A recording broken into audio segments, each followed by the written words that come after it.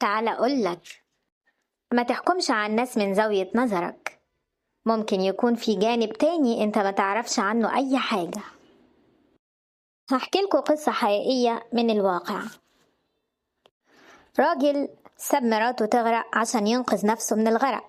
هتقول أي نوع من الرجالة ده اللي ممكن يعمل كده؟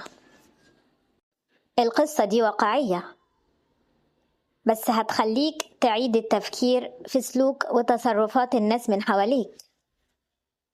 بدأ الأستاذ يخبر طلابه عن قصة السفينة اللي راحت تغرق في عرض البحر بسبب الأمواج العالية، وكان على متن السفينة دي راجل ومراته.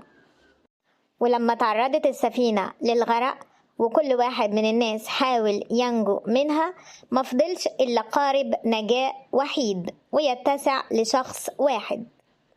فقام الراجل بترك مراته وراه ورمى بنفسه في قارب النجاة الوحيد.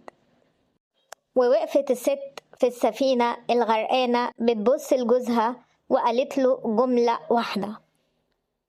وهنا توقف الأستاذ وسأل طلابه: إيه اللي قالته الزوجة لزوجها في رأيكم؟ أجاب معظم التلاميذ بحماس: أناني أكرهك، أنت مش راجل. لحد ما تفاجئ الأستاذ برد واحد من الطلاب وهو بيقول له: قالت له اعتني بأطفالي. فقال الأستاذ: أنت قريت القصة دي قبل كده؟ فالصبي هز راسه وقال له: لا، لكن ده اللي قالته أمي لأبويا قبل ما تموت. فقال له الأستاذ: جوابك صحيح. وكمل الأستاذ قصته. السفينة غرقت في البحر، والراجل رجع بيته لبنته الوحيدة، وتمر السنوات لحد ما مات الراجل.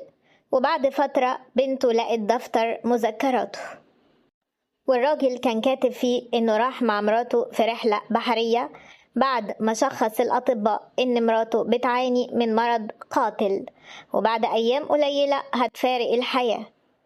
وفي اللحظة اللي غرقت فيها السفينة حب إن يدفع زوجته لقارب النجاة الوحيد، لكنها رفضت وقالت له: سيبني وروح انت عشان بنتنا الصغيرة، أنا هموت ومش هيفضل ليها حد. فاندفع الأب لقارب النجاة وساب مراته وراه، وكتب في مذكراته: كم تمنيت لو غرقت معك يا حبيبتي، لكن حبا في بنتنا الصغيرة سبتك تنامي وحدك في أحضان البحر. انتهت القصة وعم الصمت المطبق على الصف.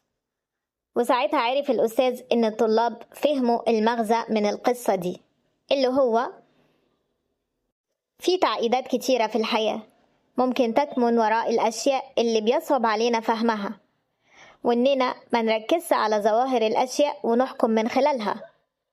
ممكن يكون الواقع حاجة واللي بنشوفه حاجة تانية. لكل إنسان قصته الخاصة وظروفها في أعماقه، فإذا كنت ما تعرفهاش فأكرمه بحسن الظن.